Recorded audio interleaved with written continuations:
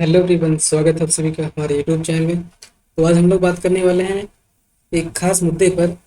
बिहार के बारे में हम लोग बात करना चाहते हैं। ऐसा इसलिए क्योंकि जो है बिहार में जो है अभी फ्लड का टाइम चल रहा है। मतलब वहाँ पर जो है बहुत सारे इलाकों में जो है बाढ़ की समस्या से लोग परेशान हैं। तो अधिकतर ऐसा देखा जाता है कि बिहार जो है वो हर साल ही बाढ़ से बहुत ही ज़्यादा परेशान रहता है।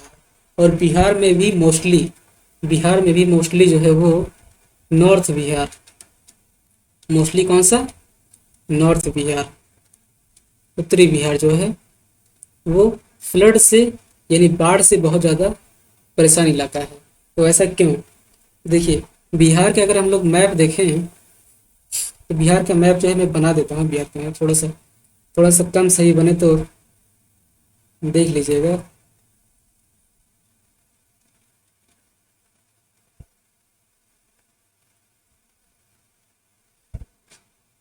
कुछ कुछ ऐसे ही बिहार का मैप है, एग्जैक्टली नहीं बना है लेकिन कुछ इस तरीके से ही बिहार का मैप है। तो देखिए, ये बिहार का मैप है, ठीक है। तो इसमें जो भी नदियां हैं, तो ये मान लीजिए कि ये नॉर्थ हो गया और ये जो है साउथ हो गया, ठीक है। इसको एक सेंटर की तरह हम लोग मान लेते हैं, ठीक है। तो ये जो सेंट्रल पार्ट है, ये कौन सी नदी है? ये है गंगा नदी। जो बीच से जा रही है गंगा नदी, ठीक है। और जो यहाँ पे बाहर की तरफ जा रही है इससे, ये है घाघरा नदी। ये है घाघरा नदी, ठीक है। और जो यहाँ पे नीचे आ रही है, ये है सोन नदी। सोन नदी, ठीक। उसके बाद ये एक नदी ऊपर चली जाएगी। इसका नाम है गंडक। इसका नाम है क्या? गंडक नदी, ठीक है। फिर यहीं से दूसरी नदी जाती है ऊपर की तरफ। इसे कहते हैं इसे कहते हैं बुधि गंडक। इसे कहते हैं बुधि गंडक, बुधि गंडक, ठीक है। तो इस नदी का नाम है बुधि गंडक। और इस बुधि गंडक से ही जो है निकलकर एक नदी जाती है, वो है बागमती। तो इसका नाम क्या है? इसका नाम मैं थोड़ा ऐसे रेड से लिख देता हूँ, ठीक है। इसका नाम है बागमती,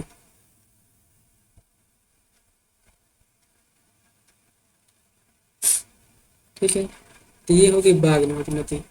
थोड़ा मैं इसको इरेज कर देता हूँ क्योंकि मुझे जरूरत पड़ेगी जगह की है।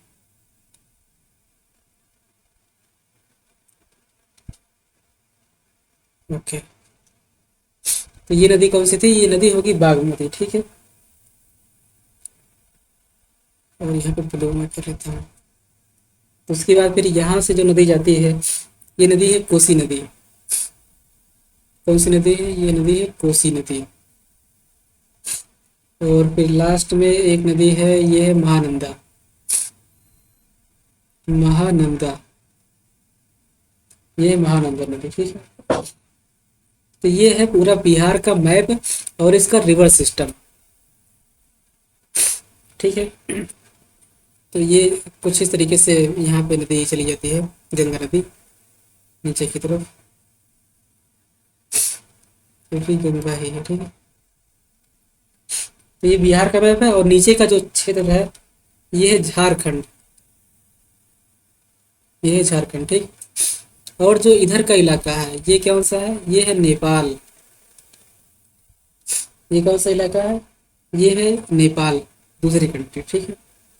तो अगर हम इसका रिवर सिस्टम देखें तो सारी नदियां जो है, ये मैक्सिमम जो भी नदी है, ये किधर साइड में है?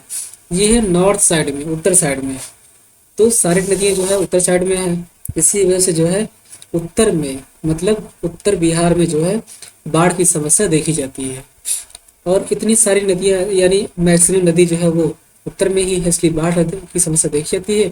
दूसरा कारण ये है कि दूसरा कारण ये है कि जो ये बागमती है जो ये बागमती है, ये जो है नेपाल से आती है वो नदी, ठीक है। तो नेपाल से इसका कनेक्शन है। तो नेपाल में जब भी बारिश का पानी जो है बहुत ही ज़्यादा हो जाता है या फिर वहाँ की नदियों में ओवरफ्लो होने लगता है, तो उसे जो है उसे बीरपुर बैरेज से उसे जो है बीरपुर बैरेज से जो है इस नदी में पानी छोड़ दिया जाता है। ठीक है, इस नदी में पानी चला आता है, तो उसके बाद फिर ये जो है बूंदी गंडक जो है उसमें चला आता है, फिर जो है ये इसमें गंगा के साथ में मिल जाता है। तो मतलब कि एक तो ये हो गया। देखिए, इस मेन कारण क्या हो गया कि मैक्सिमम नदियां जो है, मैक्सिमम रिवर्स जो है वो कहाँ पे है, नॉर्थ बिहार में, नॉर्थ बिहार में। दूसरा रीजन है ये हो गया कि नेपाल से बीरपुर बैरेज, नेपाल से बीरपुर बैरेज से जो है बागमती बागमती नदी से पानी का छोड़ा जाना। ठीक है, पानी का छोड़ा जाना। और तीसरा कारण है कि कई सारे जगहें ऐसे हैं उत्तरी बिहार में या फिर पूरे ही बिहार में कि जो कि परमानेंट प्रॉब्लम है वहाँ की जो भी मतलब कि सिस्टम है किसका, ड्रेनेज का जो सिस्टम है, वहाँ पे वो कई सारे ड्रेनेज सिस्टम ऐसे हैं जो कि परमानेंटली ब्लॉक्ड है,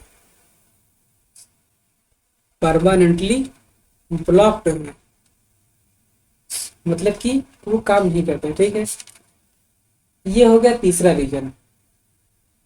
और फिर चौथा रीजन ये है कि जो नेपाल है, एक तो बेसिक रीजन ये होगी कि केवल एक नदी के बारे में हमने देखा नेपाल से, लेकिन एक ही नदी नहीं बल्कि कई सारी नदियों से जो है वहां पर बीरपुर बैरेज में जो है पानी आता है।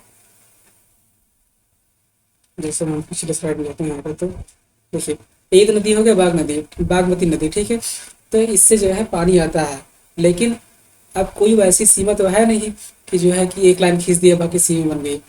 तो जो भी यहाँ पे मान लीजिए मिट्टी का बहाव होगा वो कट जाएगा, मान लीजिए, क्योंकि ये ज़्यादा ऊंचाई पर है, ये वाला इलाका ज़्यादा ऊंचाई पर है। तो यहाँ से जो भी मतलब कि नदियों के द्वारा मिट्टी जो है काटी जाएगी, तो एक बार मान ले कई सालों से मिट्टी कटती हुई आ रही है, तो जो भी नदियां हैं, एक नहीं जितनी भी नदियां हैं वो ढलान की ओर जाएंगी। ठीक है, और चूंकि कितने सालों से जो है वो मिट्टी को काटती हुई आ रही हैं, यानी हिमालय की जो भी मतलब कि निचली परत है, तो उनको जो है काटती हुई आ रही हैं। तो अब उनको रोकने के लिए कोई विशेष उपबंध नहीं है। तो वो क्या करती हैं, मिट्टी जो काट देती हैं, उनको जो है उनके सेडिमेंट को जो है डाउन स्ट्रीम की तरफ लेकर के चली जाती हैं। और चूंकि रोकने का कोई उपबंध नहीं है, तो जो है यहाँ पे जब भी मिलती हैं तो वो जो है ओवरफ्लो कर जाती हैं। तो ये सारी समस्याएं हैं बिहार में बाढ़ के प्रमुख कारणों में। ठीक है, तो आई होप आपको ये समझ में आ गया होगा। और अगर आपको ये समझ में आ गया हो ये जो प्रॉब्लम थी बिहार में, जो प्रॉब्लम चल रही कई सालों से, अगर आपको जो है ये कंटेंट समझ में आया हो तो प्लीज़ वीडियो को लाइक कीजिएगा और हमारे यूट्यूब चैनल को सब्सक्राइब करना मत भूलिएगा। मिलते हैं ऐसे ही नए टॉपिक के साथ, नए इन्फॉर्मेशन के साथ। तब तक के लिए बाय बाय।